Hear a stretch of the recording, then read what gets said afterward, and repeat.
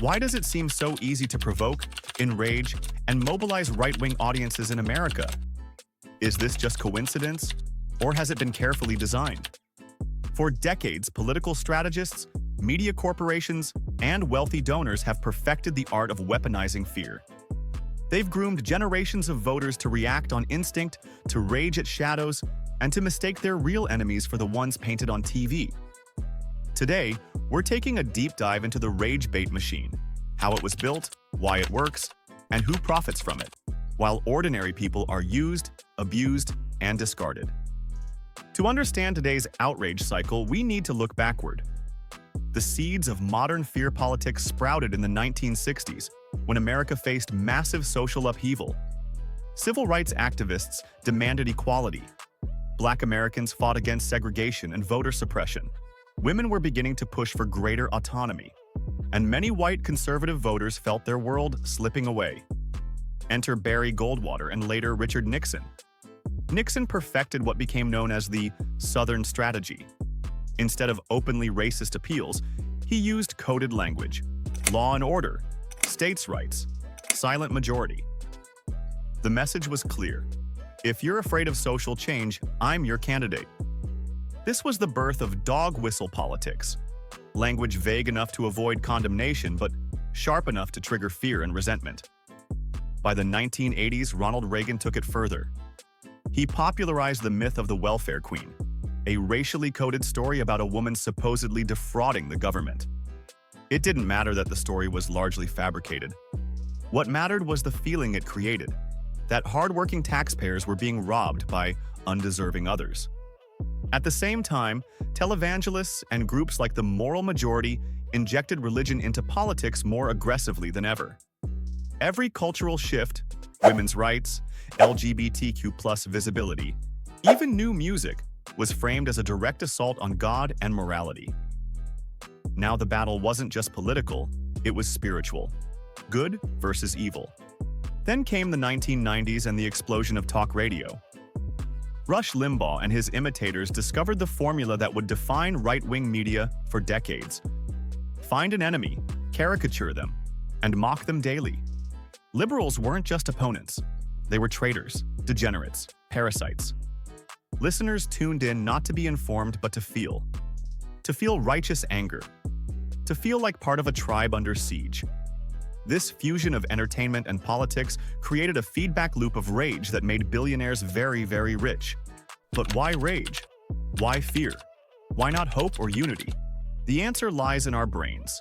Neuroscience tells us that fear activates the amygdala, the survival center. When we feel threatened, even symbolically, we enter fight or flight mode. Our bodies release adrenaline, our attention narrows, and, crucially, we remember threats longer than reassurances. This means that frightening messages, they're coming for your jobs, they're corrupting your kids, they're destroying your country, stick in our memory far more than calm, nuanced explanations. Fear is sticky, hope is slippery. Psychologists also note that people with authoritarian personality traits, those who value strict hierarchies, obedience, and tradition, respond especially strongly to threat cues. They're more likely to rally behind a strongman leader when they feel unsafe. The right has leaned into this fact with surgical precision.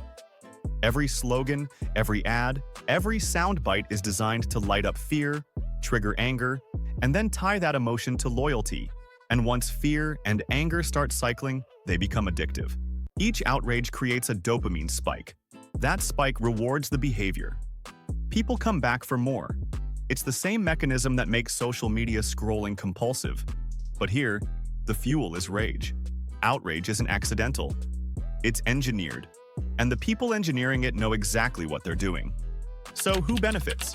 Who makes money when millions of people are glued to fear-driven programming?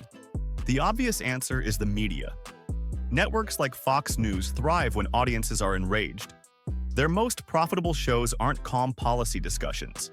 They're primetime outrage blocks. Tucker Carlson railing about immigrants, Laura Ingraham warning about cultural decline, Sean Hannity hammering Democrats as existential threats.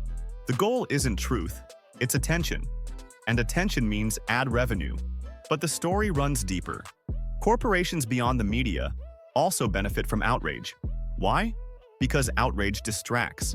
If workers are busy screaming at one another about drag queens in libraries or athletes kneeling during the anthem, they're not paying attention to stagnant wages, union busting, or billion-dollar corporate bailouts. Culture wars are cover fire. They keep voters fighting sideways while wealth quietly funnels upward. This is the real brilliance of the rage machine. It convinces people to cheer for policies that hurt them. Tax cuts for the rich, deregulation, cuts to healthcare, all while they're busy panicking about phantom threats to their culture. The outrage isn't just a political weapon. It's a business model. Now, let's address the most controversial piece. Why this machine preys most effectively on the least educated, most economically vulnerable Americans. This isn't about calling people stupid. It's about understanding systemic grooming. First, decades of underfunded schools in rural and working-class communities have left millions without strong critical thinking skills. Education is power, and power threatens the elite. So schools are gutted, teachers underpaid, resources stripped. The result? Citizens less equipped to challenge propaganda. Second, economic collapse makes people desperate for explanations. When factories close, when opioids devastate towns, when wages stagnate, people crave someone to blame.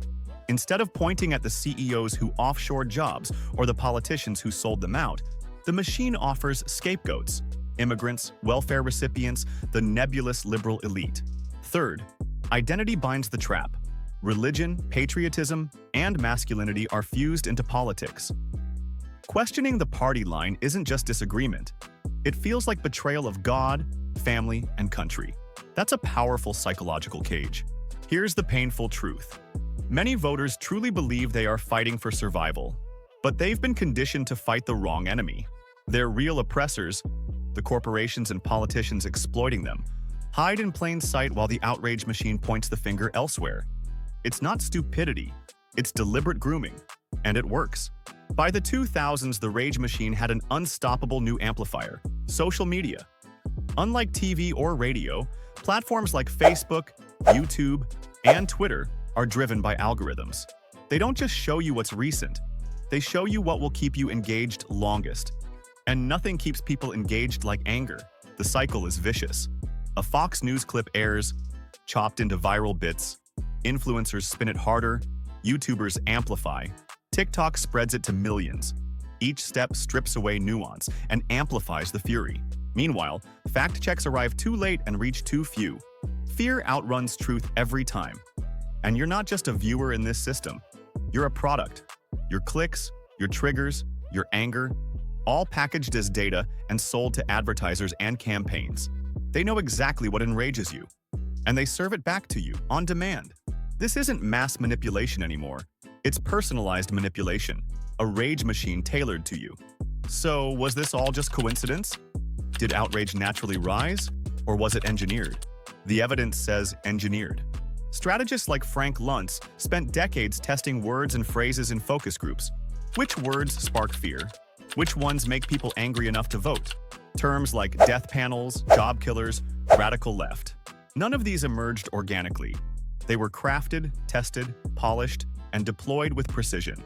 Karl Rove in the Bush years, Cambridge Analytica during Trump's rise, data firms working behind the scenes today, all of them using psychology, marketing, and big data to press the right emotional buttons. When the same phrases echo across Fox, Facebook, YouTube, and Twitter on the same day, that's not random, that's coordination. The machine isn't chaotic, it's designed. So where does this leave us? We live in a country where rage has been commodified, where fear is not just a political tool but an economic engine, where ordinary people are reduced to pawns in a system that feeds on their anger. Can it be broken? Maybe. But the solution won't be easy. It requires education that teaches critical thinking, media literacy that reveals how manipulation works, economic reform that addresses real struggles instead of culture war distractions, and most of all, solidarity, reminding people that their neighbor is not their enemy. Because the one thing the rage machine fears most is hope. Hope is harder to sell, but it's far more powerful. And if enough people refuse to feed the machine, it can be dismantled. The question is, will we choose to?